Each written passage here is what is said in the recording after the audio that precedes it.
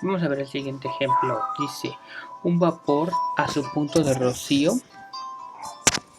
y 101.32 kilopascales contiene una fracción mol de 0.4% de benceno y 0.6% de tolueno. Como en el ejemplo, ¿no? 0.4 moles de... ¿Cómo estaba? No, ya no lo tengo.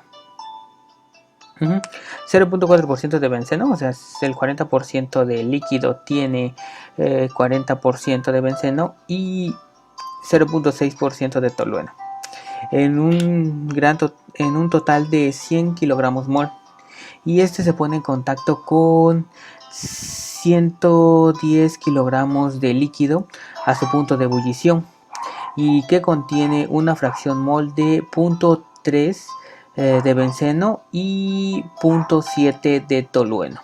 Las dos corrientes entran en contacto en una sola etapa y las corrientes de salida están en equilibrio entre sí. Suponga un derrame molar constante. Calcule las cantidades y composiciones de la corriente de salida. Bueno, pues para empezar debemos de resolver el sistema como si fuera un balance de materia. Para que vean ustedes, aquí ustedes se van a dar cuenta cuál es la diferencia entre un balance de materia y esta nueva materia que se llama operaciones unitarias. ¿Sí? Entonces, supongan que en este caso es equilibrio en una sola etapa. Entonces tenemos una sola etapa en donde dice que está entrando vapor. Entonces el vapor vamos a suponer que van a entrar a contracorriente, ¿sí? Entonces el vapor estaría entrando de este lado. Ups. El vapor estaría entrando de este lado y estaría saliendo vapor de este lado, ¿sí? El líquido estaría entrando por la parte de abajo y por la parte de abajo también sale líquido o el derrame. Bueno, en este caso vamos a ver en las cantidades. Nosotros vamos a nombrar a las corrientes. En este caso tendríamos que la corriente de líquido va a ser igual a L0 y la corriente del vapor va a ser igual a B2, ¿sí? En este caso dice que entran un total de 100 kilogramos mol de 100 kilogramos mol de vapor. Entonces 100 kilogramos mol. Y en este caso nos están dando la fracción mol del compuesto A. Entonces XA2, vamos a ponerle, va a ser igual a 0.4. Pero en este caso sabemos que es vapor, entonces por lo tanto no sería X, sino sería Y, dado que es la fracción molar en el vapor, sería Ya2 es igual a 0.2. Entonces en realidad vamos a poner en contacto vapor y un líquido. El líquido, en este caso la cantidad de líquido nos están diciendo que es igual a 101. ¿Dónde está?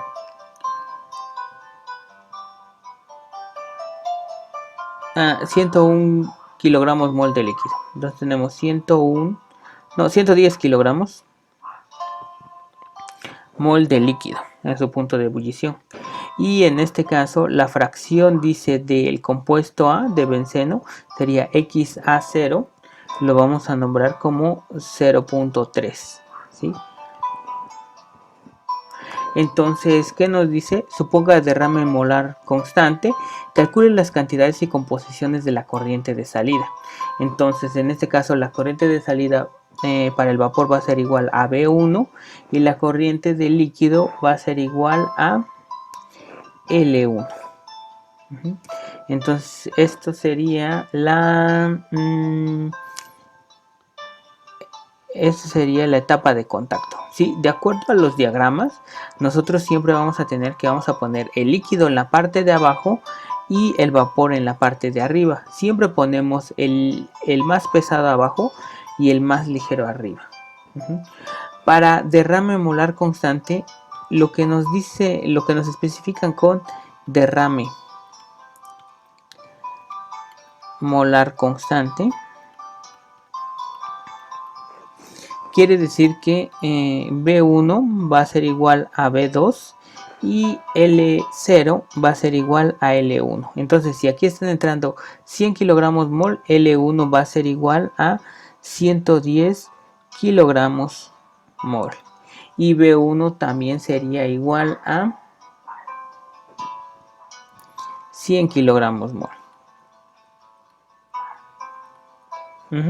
Entonces, por lo de las cantidades, cuando nos digan cantidades, quiere decir que en este caso vamos a tener pues las mismas cantidades. Si nos dicen derrame molar constante, simplemente decimos que B1 es igual a B2 y L0 es igual a L1. O sea, la cantidad de líquido que está entrando va a salir del otro lado, y la cantidad de vapor que está entrando también va a salir del otro lado. Aquí la diferencia van a ser las cantidades. Bueno, no, las cantidades no, porque ya sabemos que es derrame molar constante. Las composiciones. Entonces XA1 es lo que no conocemos, y no conocemos, no, este sería Y, perdón. Este sería YA1, es lo que no conocemos, y también no conocemos XA1, ¿sí? Entonces X y Y de las fracciones que están saliendo son las que no conocemos. Vamos a hacer el balance de materia para saber si podemos calcularlos. En este caso, el balance general nos va a decir que las entradas, que serían L0, más las salidas, bueno, las entradas, que sería L0 y B2, va a ser igual a las salidas, que serían L1 más B1. Sí, entonces, bueno, pues ya sabemos cuáles son las cantidades. Sabemos que están entrando 100 más 100 más 110 serían 210, y sabemos que estos son iguales. Entonces, por lo tanto, este balance ya está resuelto. Lo que nos faltaría sería calcular YA1 y XA1. Entonces hacemos el balance por componente. Y el balance por componente nos dice que XA0 por L0 más YA2 por B2 va a ser igual a XA1 por L1 más YA1 por B1. ¿Ok? Entonces ya tenemos aquí este balance. ¿Sí? Conocemos, ¿qué conoceríamos? Conocemos cuánto vale L0, conocemos cuánto vale B2, conocemos cuánto vale L1, conocemos cuánto vale B1. Conocemos las cantidades, ¿sí? ¿Qué también conocemos? Conocemos las fracciones de entrada, XA0 y YA0. ¿Y qué no conocemos? No conocemos XA1 y YA1. Entonces, aquí tenemos una ecuación y dos incógnitas. ¿Las podemos resolver? No lo podemos resolver, porque necesitamos otra ecuación para poder resolver el sistema. Necesitaríamos dos ecuaciones con dos incógnitas, y entonces el sistema sí tendría solución. Entonces, esto es a lo que les decía yo, que se le va a llamar línea de operación. En este caso, la línea de operación simplemente va a ser el balance por componente del compuesto A, ¿sí? Esa sería la línea de operación, pero necesitamos algo que nos diga a qué concentraciones van a salir, y por eso nosotros vamos a utilizar nuestro diagrama. ¿Sí? Nosotros necesitaríamos otra ecuación para resolver el sistema. No tenemos otra ecuación, pero tenemos un diagrama con datos. Entonces ese diagrama con datos lo podemos utilizar y resolverlo por un sistema gráfico. El diagrama va a ser que calculamos, que sería el diagrama XY. ¿Sí?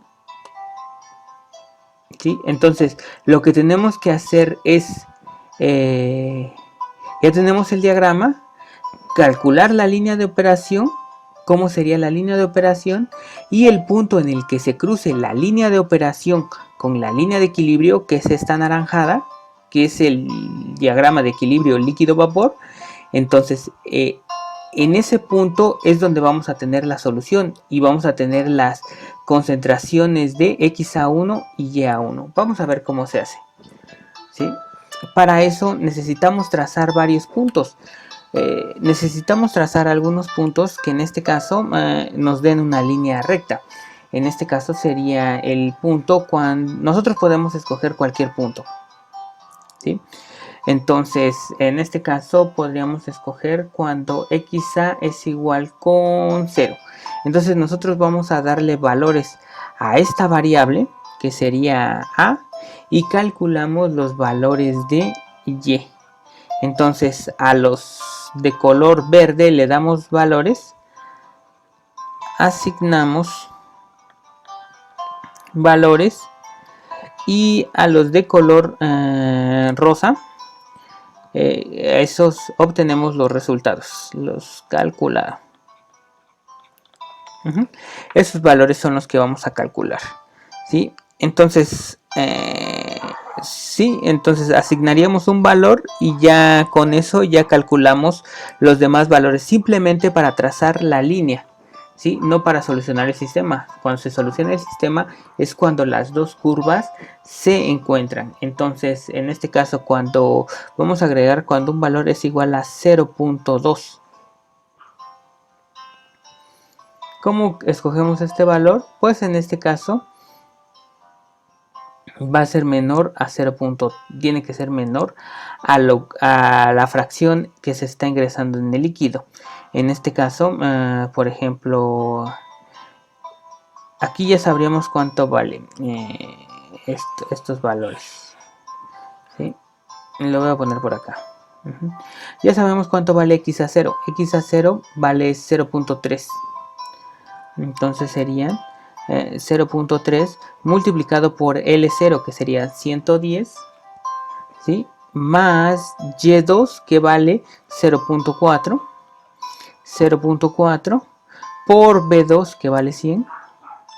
Esto va a ser igual a XA1, que aquí le estoy dando un valor de 0.2, entonces ese sería el valor de 0.2.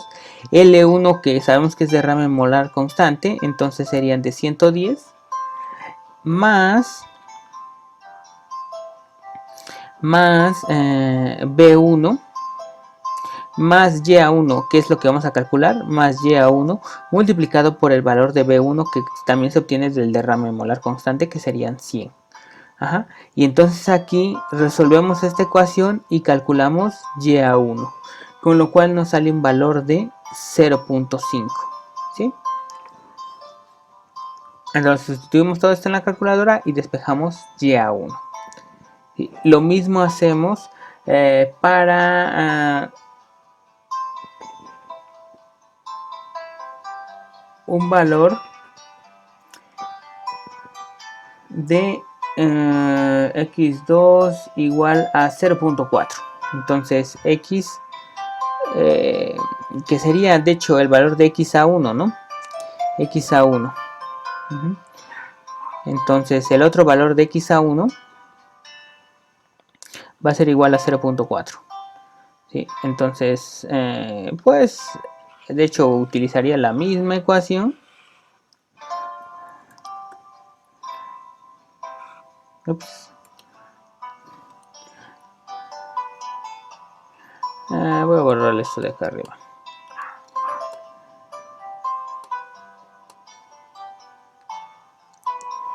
Y aquí, en vez de escoger ese valor de 0.2, voy a escoger x igual con 0.4. 0.4. Y despejo otra vez YA1. Y me da un valor de 0.29. 0.29. ¿Sí? Entonces escogí el valor de 0.2 y 0.4. ¿Por qué el valor de 0.2? Pues en este caso 0.2 me da un valor de 5. Entonces trazo estos puntos. 0.2 me da un valor de 5, estaría por aquí. Entonces, ¿cómo escojo el valor de 0.4? Necesito un valor que esté de este lado para que yo pueda trazar mi curva. Entonces, trazo el valor de 0.4. Podría yo trazarlo hasta 0.6, 0.8, incluso hasta 1. Ajá.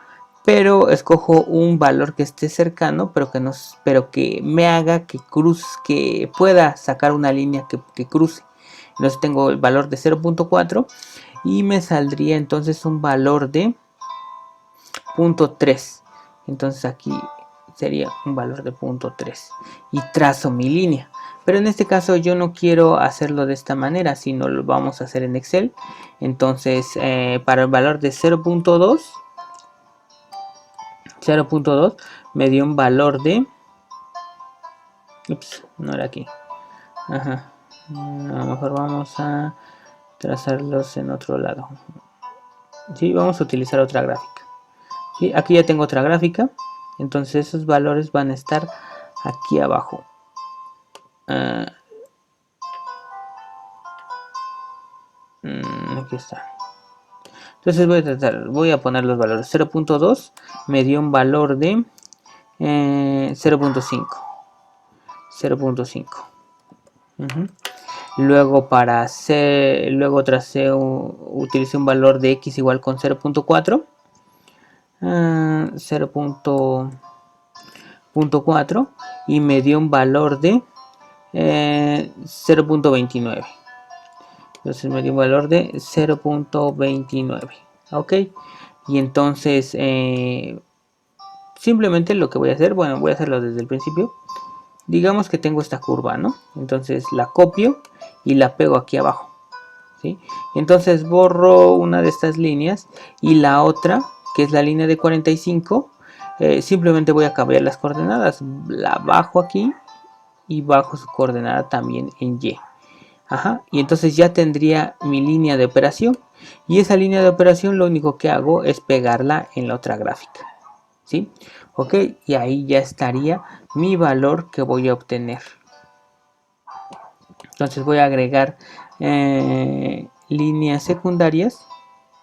Y también agrego aquí líneas secundarias.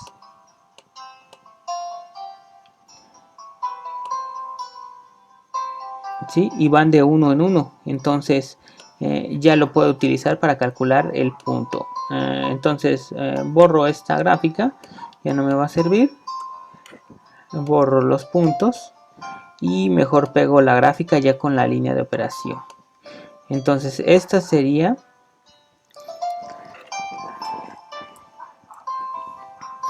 la línea de operación. Esta que calculé aquí.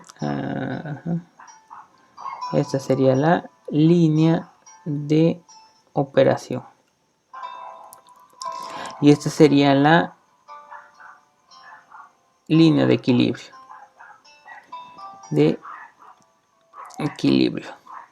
En todas las operaciones unitarias se va a repetir que vamos a tener línea de operación y línea de equilibrio. Y entonces el resultado va a ser igual a lo que yo obtenga acá en este punto. Ajá, entonces leo el valor.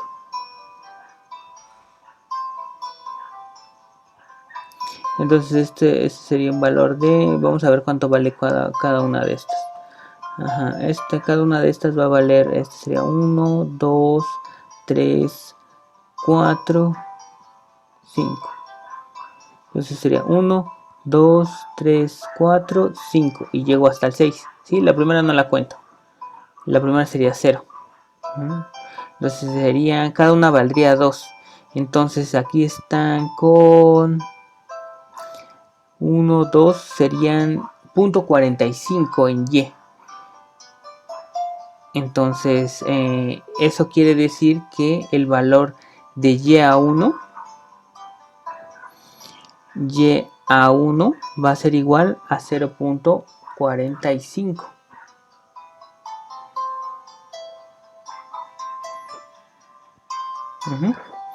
Y el valor de X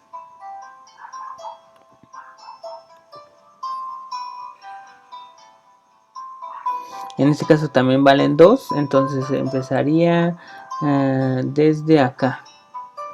Este sería 1, 2, 3, 4, 5.